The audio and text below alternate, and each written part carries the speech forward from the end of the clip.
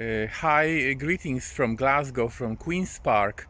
Today I'm going to talk about a plant which is very common in Britain, hogweed, and it's now used by foragers, it's commonly foraged, but also has very interesting history of use in Eastern Europe. The use of fermented leaves and stalks of hogweed in Eastern Europe was mentioned in the famous English herbal by Gerard in 1597. He wrote, "The people of Polonia and Lithuania used to make drink with the decoction of this herb, and leaven or some other thing made of meal, which is used instead of beer and other ordinary drink." It happened at some point, the beetroot is an old vegetable cultivated already in ancient times in the south of Europe, and it became popular a couple of hundred years ago in Poland, and slowly, people stopped using hogweed and started using only the cultivated beetroot. It must be mentioned that the name of the plant in Polish, barszcz, is the same as the soup borsch, barszcz and barszcz. So actually the name of the soup originally meant the soup made from hogweed and maybe also related plants like ground elder. And then the name was transferred to the soup made from beetroot. This is very interesting. And Marcin from Urzędów wrote in his Polish language herbal from 1595, "When hogweed is fermented in the Polish way, it's good to drink in fevers, thirsts, since it alleviates thirst and cholera, and greed for food is awakened by seasoning with it. Seasoned with eggs and with butter and eggs, it is good to eat on those days when the meat soup is not eaten, because it can be used instead of a meat soup." Cyrenius, in his herbal from 1613, also in Polish, he writes, as I translated, "Our hogweed is known to all of us in Russia, in Lithuania, in Samogitia, the region of Lithuania. It's very tasty as medicine and for the table, both root and leaves, although the root is only used for medicine and the leaves for dishes. The leaves are commonly gathered in May. Hogweed soup is tasty and good as it is made in our country, Russia and Lithuania. It is made either alone or with capons, or with other seasonings like with eggs, cream, millets."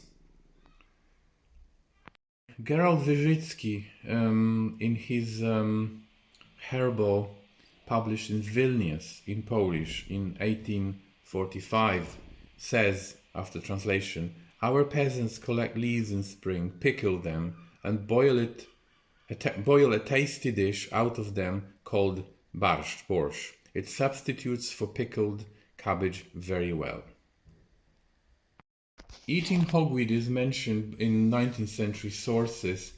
For example, those from Rostafiński's questionnaire from 1883 mentioned from Secieszyn near Klecko, Rawonice, Kuwcice, Kozmiatyna, and also near Nowogródek. We also have a record of eating it in Kościerzyna in northern Poland, and from Federowski's account east from the Białowieża forest in present-day Belarus, in the area of Słonim, Wołkowysk and Próżanna. I mean, this is summer now and very dry, so the plants are not in a very good state. But you can always, in hogweed, you can always find some fresh young leaves like this, completely bright green and attractive and good. You can distinguish hogweed from other related plants like ground elder by the fact that the top of it isn't one leaflet, but actually is like a divided bit. It has lobes, but it's not completely divided. Sometimes you see like a three-lobed end, sometimes like here is 5 or 7 lobes, but actually there's always some lobes. This older leaf has only 3 lobes, you see, but there's always some lobing. Hogweed leaves and stalks, and even young inflorescences, they're all very juicy, succulent, not terribly tasty when you try them raw, but actually quite delicious when you boil them. And you can also include them in mixed dishes with other species of wild vegetables. You can find them in many grassy places, usually not like in lawns, but in something which is either cut once or twice a year, or even like abandoned grassland.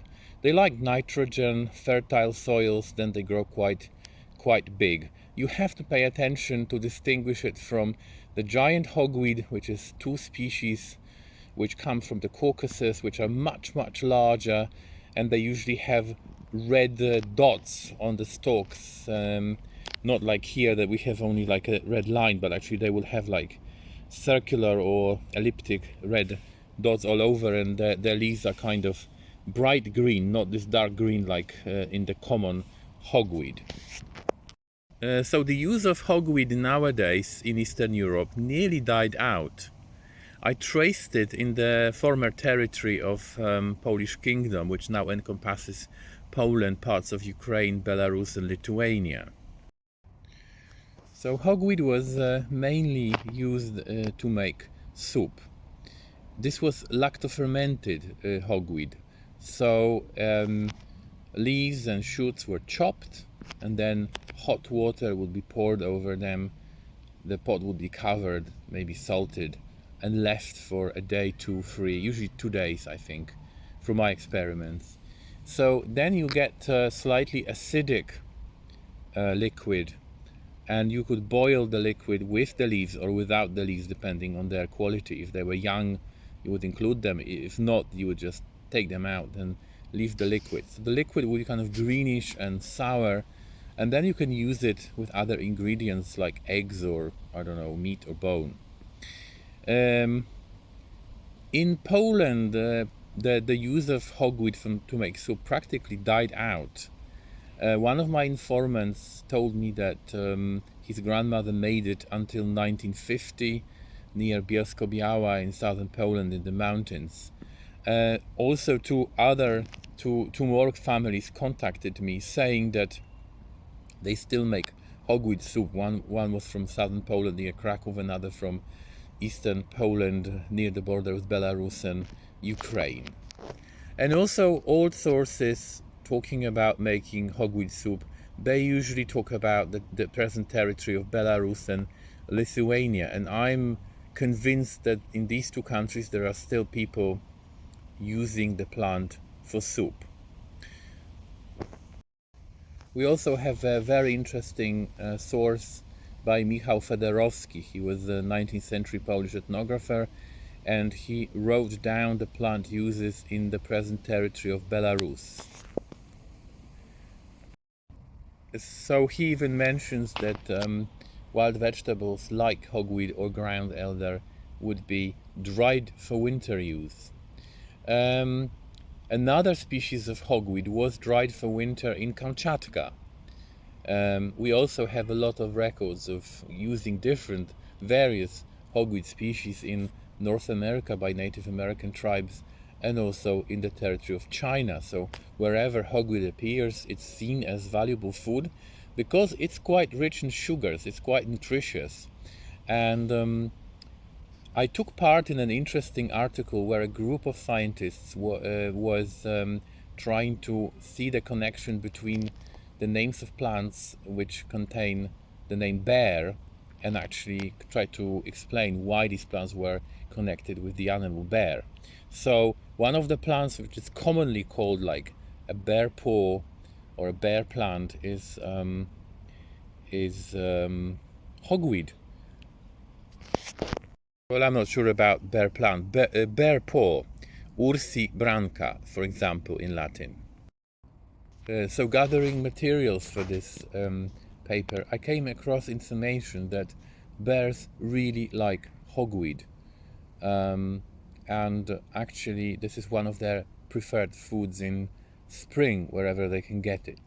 So these animals would also instinctively know that this is a nutritious plant which probably has quite high caloric value compared to, of course, other wild vegetables. It's not so high in calories, of course, but it's still very nutritious.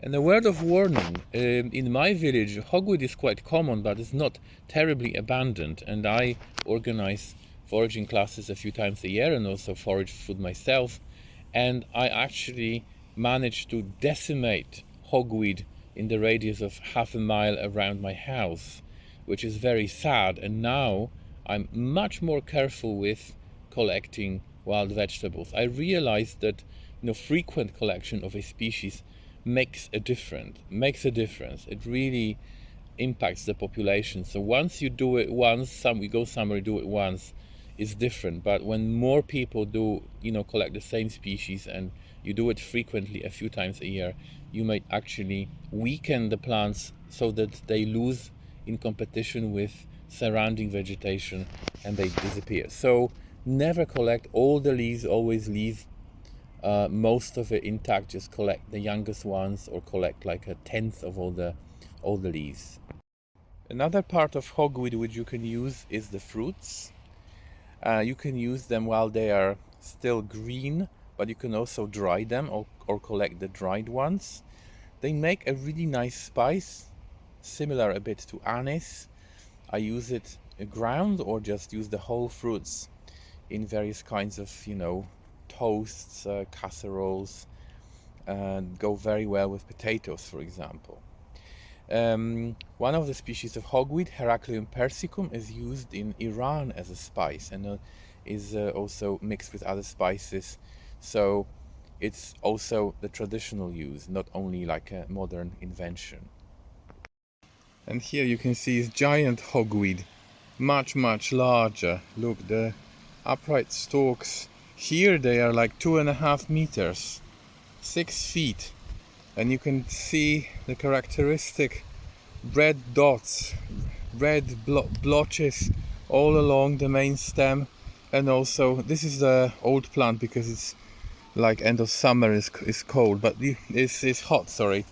But you can see the leaves are much brighter. It's a much brighter green, kind of yellowish compared to the common hogweed. And also the lobes are kind of sharper. You get varieties of common hogweed which also have sharper lobes, but generally they are not as sharp as this. Of course, there are instances that the giant hogweed won't be giant. This is, look, a small plant that's the size of 1 foot. But even here you see it's much brighter. So be careful with small plants. If you don't know the area, you should look around and see what the grown-up specimens look like. Is it dangerous to eat such young giant hogweed? I don't think so, because the furanocoumarins, which affect your skin, you get the rush from the sun. They make you sensitive to the sun.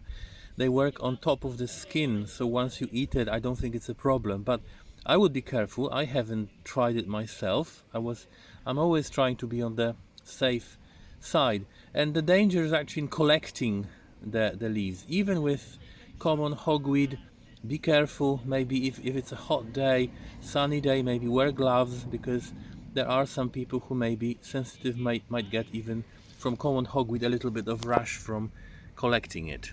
But it's delicious. And one more bit of information.